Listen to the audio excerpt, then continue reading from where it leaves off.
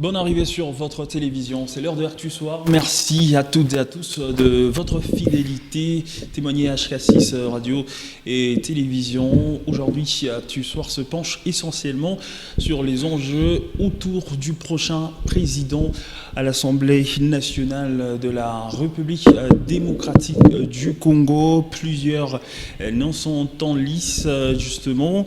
Alors, quel justement serait le profil du prochain animateur? Qu'est-ce qu'on doit attendre de lui? Il y a plusieurs enjeux à l'Assemblée nationale de la République démocratique du Congo. On en parle ce soir avec messieurs bienvenue Iragi Mouchengezi, qui est cadre au sein de l'AFDC, parti cher à l'honorable Bati Lukwebo, au sein des Lions Sacrés. Hein, vous êtes des Lions Sacrés aussi. Bonsoir monsieur, bienvenue. Bonsoir monsieur Nathan. Bonsoir aussi à tous les téléspectateurs fidèles de la chaîne télévision HK6. Et bonsoir aussi à tous les compatriotes de l'Est qui continuent à résister contre l'agression rwandaise. Bien sûr, je suis cadre de la FDC et en même temps, je suis aussi un des secrétaires exécutifs adjoints de l'Union sacrée de la Nation dans les Hauts-Katanga. Très bien. Alors, c'est avec vous que nous allons parler de cette question. Alors déjà, pour commencer, on va remonter à la crise qu'il y a eu récemment avec les pétitions contre le bureau de Vital Kamerhe. Est-ce que ça a fragilisé quand même cette institution, en quelque sorte ? L'autre fois, j'étais encore sous ces plateaux ici et nous avions parlé que cet exercice là-bas, c'était un exercice purement parlementaire. Et un exercice purement parlementaire est régi par les règlements d'ordre intérieur, mais aussi notre Constitution. Et il est de plein droit aux élus quand ils trouvent que leur bureau qui les représente possède certaines anomalies, de pouvoir procéder par une motion de pétition. C'est comme ça que nous avons suivi qu'il y a une pétition qui a frappé 5 membres sur 7 du bureau de l'Assemblée nationale, dont de ceux qui étaient frappés par cette pétition ont préféré démissionner. Et les 3 autres qui ont préféré aller jusqu'au bout se sont vus être réhabilités par l'Assemblée plénière, qui est l'Assemblée souveraine qui décide sur les enjeux de l'Assemblée nationale. Alors, à notre niveau, nous croyons que cet exercice purement parlementaire ne doit pas être critiqué parce que ça fait partie des instruments de l'Assemblée nationale. Alors, messieurs, bienvenue. Selon vous, quels sont les enjeux de fond pour la prochaine présidence de l'Assemblée nationale entre efficacité législative, contrôle de l'exécutif? Quels sont vraiment les enjeux qui attendent le prochain animateur? Le prochain animateur, comme vous le savez, si vous avez suivi la plénière d'hier, qui a été présidée par les vice-présidents et présidents intérimaires de la Chambre basse du Parlement, honorable Chulumbaï, il a été clair qu'il doit devoir commencer par les consultations. Et ces consultations vont commencer autour d'abord de la majorité parlementaire de l'Union sacrée de la Nation, au travers différents groupes parlementaires qui seront consultés. Et après ça, il y a aussi les groupes parlementaires de l'opposition concernés par la vice-rapporteure. Et ils seront aussi consultés. À l'issue de ça, maintenant, un calendrier électoral va devoir être publié, où il y aura dépôt de candidature, il y aura aussi toute une suite. En parlant du prochain bureau, je crois que d'une part, nous attendons d'abord ce calendrier et nous attendons le choix du président, le choix qui sera donné par la haute hiérarchie de notre mouvement politique Union sacrée de la Nation. Mais sûrement, comme vous le savez, nous sommes dans une session purement budgétaire. Et dans une session purement budgétaire, nous attendons à ce que le budget qui a déjà été déposé par la première ministre, Madame Souminois, depuis le 15 septembre, comme c'est une obligation à la rentrée parlementaire que les budgets soient déjà déposés. Nous attendons à ce que les nouveaux bureaux de l'Assemblée nationale complet puissent déjà au plus vite passer au vote et analyser au vote de ces budgets. Sachant que la session de septembre, c'est 3 mois d'exercice aussi. Et là, il ne nous reste que 2 mois de session pour que nous puissions finaliser ça. Mais à partir de ça, il y a plusieurs autres enjeux, dont la sécurité. Comme vous le savez bien, hier, dans le Conseil des ministres, il y a eu un accent particulier par rapport aussi à la guerre de l'Est. Donc, cette Assemblée nationale elle doit devoir encore travailler sur la prorogation non seulement de l'état de siège, mais aussi leur évaluation. Mais aussi, il y a plusieurs autres questions sociales et politiques au niveau du pays. Vous savez que l'Assemblée nationale, ce sont les représentants du peuple. Et nous, par exemple, ici au Katanga, comme vous le savez, nous avons un petit souci politique où au niveau du gouvernorat, comme vous le savez bien, nous avons Excellence Martin Kazembe-Chola qui est vice-gouverneur et gouverneur intérimaire. À la mairie, nous avons un maire intérimaire. Vous allez à la Chopo, il y a déjà une motion de censure contre le gouverneur. Vous restez à la Chopo où le président même de l'Assemblée nationale est aussi attaqué. Donc il y a plusieurs questions du genre sécurité. Vous savez que nous sommes aussi à l'approche des pluies. Il y a toujours des inondations signalées ici et là, que ce soit à Kinshasa, que ce soit un peu partout à travers le pays. Donc je crois qu'il y a plusieurs enjeux qui attendent ces nouveaux bureaux de l'Assemblée nationale et nous espérons que l'animateur sera à la hauteur. Alors effectivement, messieurs, bienvenue. On va faire un zoom sur ce poste-là de président de l'Assemblée nationale. Est-ce que vous voyez encore l'UNC revenir à la tête avec Aimé Boji qui a été déjà réintégré au cours de cette plénière-là? Il y a plusieurs noms qui circulent. Est-ce que vous voyez encore un cadre du parti de Vital Kamerhe revenir au perchoir? Vous savez qu'en RDC, nous avons assisté au plus grand exercice démocratique récemment, avant que l'honorable Vital Kamerhe ne prenne la présidence du perchoir. Il y a eu un exercice purement démocratique des primaires qui avait été organisé.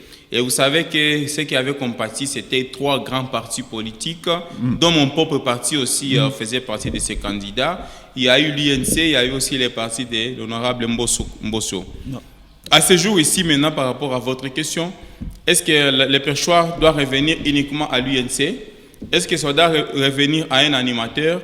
Là, c'est au président de la République, qui était la haute autorité de l'Union sacrée, de choisir l'animateur de son choix.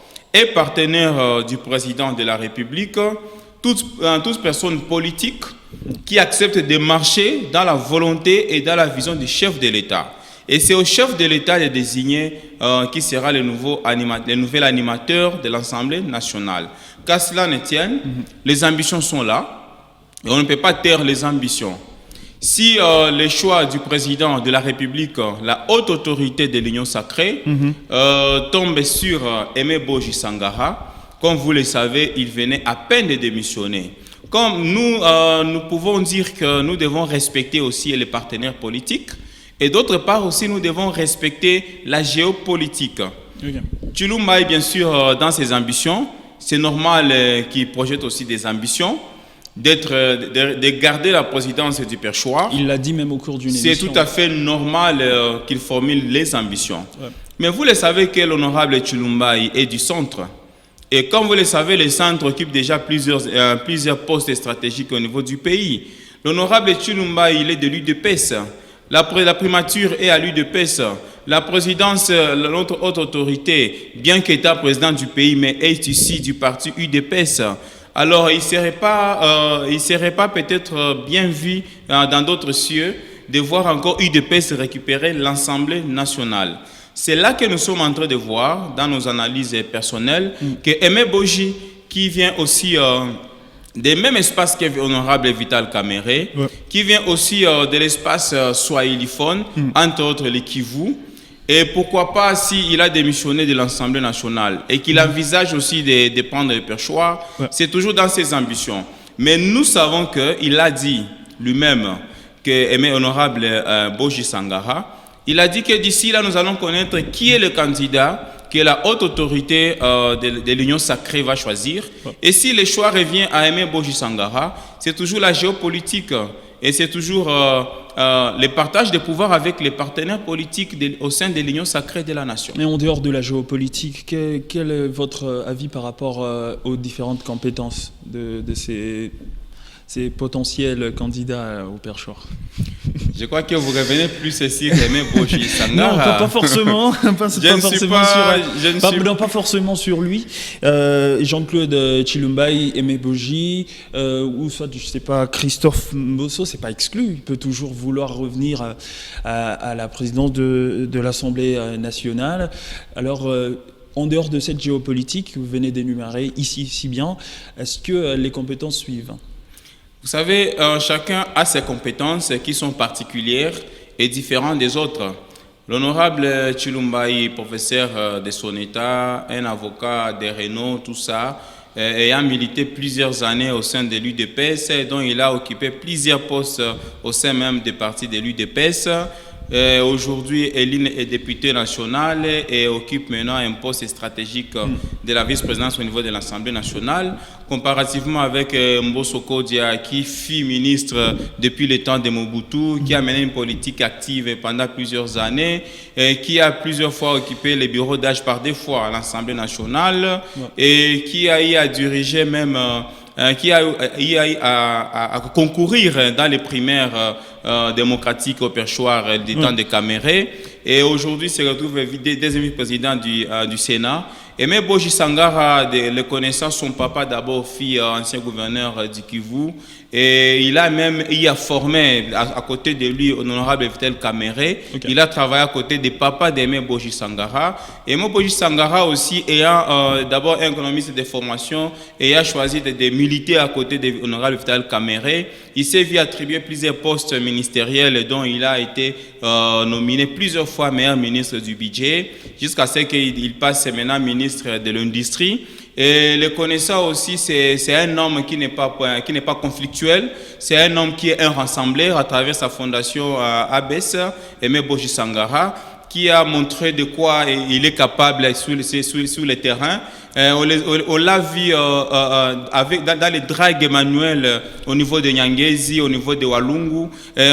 On l'a vu mettre l'éclairage public à Bagira. On l'a vu réhabiliter des écoles primaires comme Penyamwinga, ainsi de suite. Donc c'est quelqu'un aussi qui a ses compétences. Donc chacun a des compétences différentes. Mais si nous pouvons retourner par rapport à la géopolitique, nous pouvons confirmer et nous pouvons quand même dire à l'honorable Aimé Boji Sangara que ses ambitions aussi ne peuvent pas se taire aussi longtemps que c'est la haute autorité de l'Union sacrée de la nation. Nous citons le président Félix-Antoine Tshisekedi Tshilombo qui a le dernier mot par rapport à celui qui va animer les perchoirs de l'Assemblée nationale. Monsieur, bienvenue, Irayi. Merci infiniment d'avoir répondu à nos questions. C'est la fin de ce numéro de Actu Soir. Merci beaucoup à M. Nathan d'avoir fait confiance à nous. Et merci encore à tous les téléspectateurs de HK6. Et courage toujours à tous nos compatriotes du Kivu qui continuent à résister contre l'agression du Rwanda. Et vous espérez que bientôt la situation va changer dans l'Est? Et c'est le combat de notre président Fatou Béton qui ne cesse d'aménager tous les efforts possibles pour le retour de la paix en RDC. Merci beaucoup à vous également, mesdames et messieurs, de nous avoir regardés sur HK6 Télévision. Restez avec nous, les programmes se poursuivent sur votre télé.